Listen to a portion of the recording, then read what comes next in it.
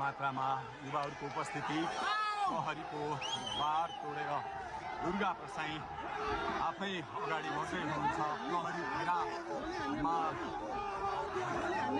प्रहरीलाई गाडीले पेलेर दुर्गा प्रसाई अगाडि बढ्दै हुनुहुन्छ। हामी दुर्गा प्रसाईसँगै अगाडि बढ्दैछौँ।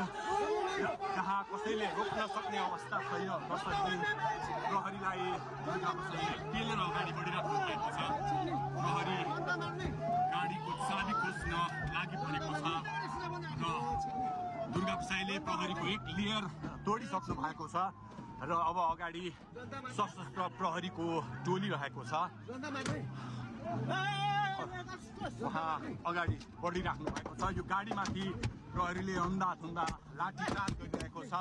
तपाईँ देख्न सक्नुहुन्छ दुर्गा प्रसाईको गाडीलाई प्रहरीले रोकिराखेको अवस्था। उहाँले यो प्रहरीका सम्पूर्ण सुरक्षा घेरा तोडेर दुर्गा प्रसाई अगाडि बढ्नु भएको छ र यति बेला तीनखुनेको यो पुलबाट अगाडि बढिसकेको छ। यो दृश्य अगाडिपट्टि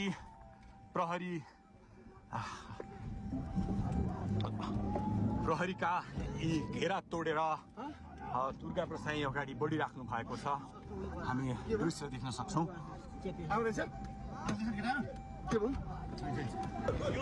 दुर्गा प्रसाईको गाडी भएको ठाउँमा प्रहरी